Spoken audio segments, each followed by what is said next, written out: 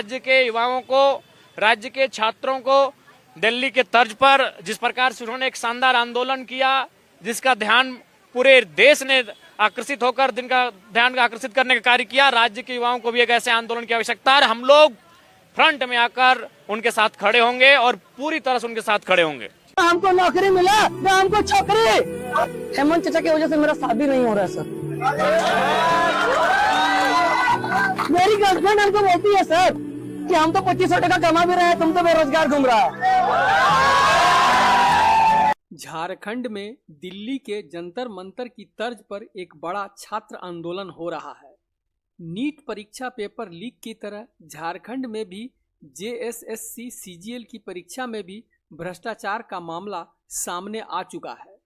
जिस परीक्षा की पारदर्शिता और शुचिता के लिए राज्य सरकार बड़े बड़े दावे कर रही थी, जिस परीक्षा के आयोजन के लिए सरकार अपनी ईमानदारी की बड़े बड़े ढोल बजा रही थी, जिस परीक्षा के आयोजन के पहले मुख्यमंत्री ने पेपर लीक गिरोहों को कड़ी चेतावनी दी थी, जो परीक्षा हेमंत सोरेन की इज्जत का सवाल बन गया था, जबरदस्त आलोचना के बावजूद 2 दिनों तक इंटरनेट बंद कर दिया गया था, वह परीक्षा भी सही और साफ सुथरे तरीके से आयोजित नहीं हो सकी।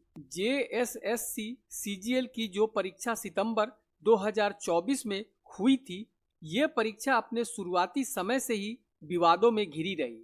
छात्रों के विरोध प्रदर्शनों, सीआईडी की जांच, फिर हाई कोर्ट में मुकदमों, फिर सुप्रीम कोर्ट के निर्णय के बाद अंततः लंबी लड़ाई लड़ने के बाद छात्रों ने जीत हासिल की और कई पदों पर नौकरियां प्राप्त की। मगर अब यही परीक्षा फिर से जांच के घेरे में आ गई है। छात्र हित के लिए जेएलकेएम ने संघर्ष का ऐलान कर दिया है। कटोरी दे दीजिए, हम लोग अल्बर्टेका में बैठते हैं, भीख मांगेंगे, उससे जो पूंजी होगा भीख मांग के पैसा आएगा, कोई सब्जी बेचेगा, कोई फल बेचेगा। ऐसे रोजगार नहीं है, सड़क पे भूखे बैठ के मरेंगे, पर हम तो जाएंगे सनम, इस बार झारखंड सरकार को भी लेके जाएंगे। छात्र अब जाग गए, आज अल्बर्टेका चौक में हम लोग हैं, तो कल विधानसभा के दीवार में लटकेंगे और हम लोग अपना अधिकार मांग रहे हैं। अगर आपको नौकरी ही बेचना है तो आप युवा को बता दीजिए कि कितना में आप जेपीएससी का सीट बेचिएगा, आप युवा को बता दीजिए कि कितना में जेएसएससी की सीट बेचिएगा।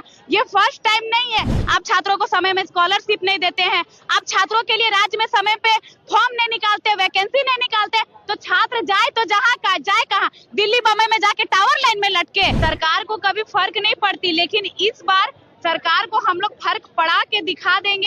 इस परीक्षा के माध्यम से नौकरी पाने वालों पर भारी खतरा मंडरा रहा है।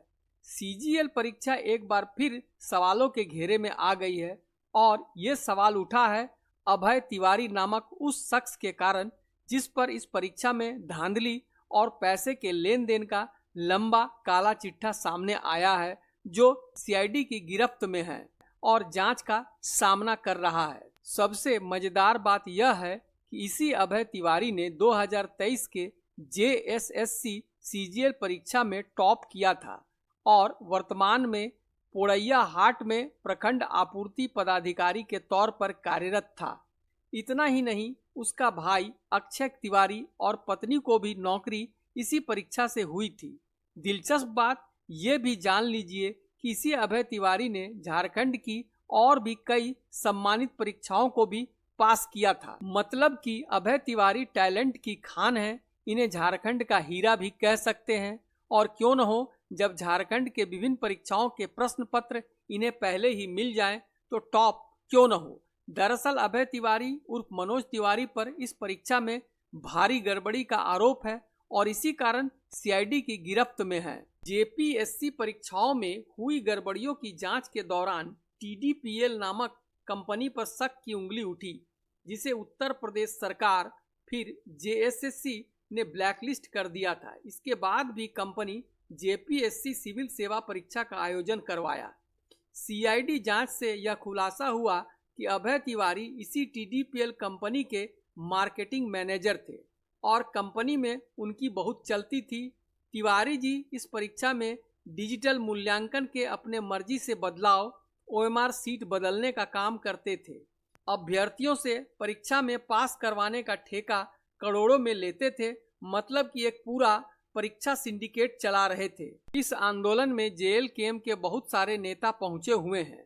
आंदोलन में पहुंची बेबी महतो ने भी इस बात पर अपना आक्रोश व्यक्त किया कि कंपनी ब्लैक लिस्टेड थी तो परीक्षा का आयोजन कैसे करवाई। यहाँ पर सबसे पॉइंट वाला बात है कि हमारे झारखंड सरकार के हाथों में शिक्षा मंत्रालय है। जब हमारे मुख्यमंत्री महोदय इस स्क्रीन पे दिख रहे हैं, जब उनके हाथों में शिक्षा मंत्रालय है तो फिर वो जानबूझ के झारखंड के छात्रों का भविष्य को बर्बाद करना चाह रहे हैं। इसलिए क्योंकि अगर वो बर्बाद करना नहीं चाहते तो सबसे पहले इस एजेंसी को यहाँ पर एग्जाम देने नहीं देते। जो ब्लैक लिस्टेड एजेंसी है, उत्तर प्रदेश राज्य में पेपर में दिया हुआ था, देखे उनको ब्लैक लिस्ट किया गया है। उस एजेंसी द्वारा यहाँ पर एग्जाम लिया जा रहा है, इस एजेंसी को नहीं लाते। और उससे बड़ी बात, अभी आप देखिएगा सीजीएल का जो सेकंड टॉपर थे, जेएसएससी का सेकंड टॉपर अभी धांधली में पकड़ा है। और जब वो पकड़ा है, जब जांच किया गया, उनका पूरा परिवार नौकरी में है। क्या इतने सारे बच्चे ये काबिल नहीं है? सिर्फ उनका परिवार में ही इतना काबिलियत है कि सबका नौकरी होगा, इतने बच्चे सड़क पे उतर आएंगे।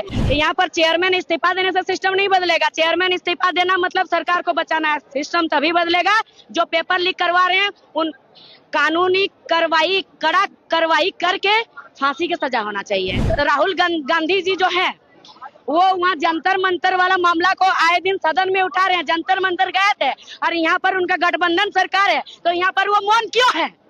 मतलब जहाँ आपका सरकार रहेगा वहाँ आप मौन रहिएगा, और जहाँ आपका सरकार नहीं रहेगा वहाँ आप बोलिएगा। मतलब जंतर मंतर वाले स्टूडेंट थे, उन लोग के साथ न्याय होना चाहिए। और झारखंड वाले स्टूडेंट नहीं है क्या? कीड़ा मकोड़ा है क्या? इनके साथ क्या न्याय नहीं होना चाहिए? उनके कार्यकाल में ये कारनामा हुआ है, उन पर जांच होना चाहिए, फांसी का सजा दीजिए। चाहे वो मंत्री हो, मुख्यमंत्री हो, जो गलत करेगा फांसी का सजा होना चाहिए। इसके लिए रांची में एक पूरा होटल को लीज पर ले रखा था, जहां अभ्यर्थियों से सेटिंग गेटिंग और अन्य दलालों से मुलाकात किया जाता था। इसका नेटवर्क पूरे झारखंड में फैला हुआ था।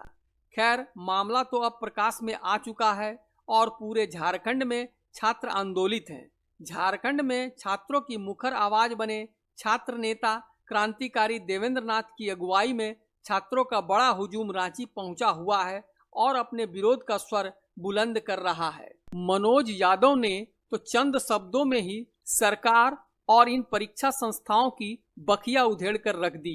और यहाँ पर झारखंड का क्या है सो बता देते हैं कि यहाँ सरकार, ऑफिसर और नीचे कर्मचारी, जेपीएससी, तो इन लोगों का हालत क्या जानते हैं कि हमारे गांव में एगो कहावत बोला जाता था कि हम हूँ बकलोल बाबा, तू हूँ बकलोल, और जकरा से बियाहला बाबा वो बकलोल। झारखंड ही नहीं, पूरे देश की अब यही नियति बन चुकी है कि परीक्षाएं होती रहेंगी। जिनकी तगड़ी सेटिंग होगी या पास में पैसा होगा, वे आसानी से सरकारी नौकरी पाते रहेंगे। जब राज खुल जाए और छात्र आंदोलन पर उतर जाए तो जांच होगी, 1-2 इस्तीफा होगा, फिर से वही क्रम चलता रहेगा। सुधार की संभावना दूर दूर तक दिखाई नहीं पड़ती।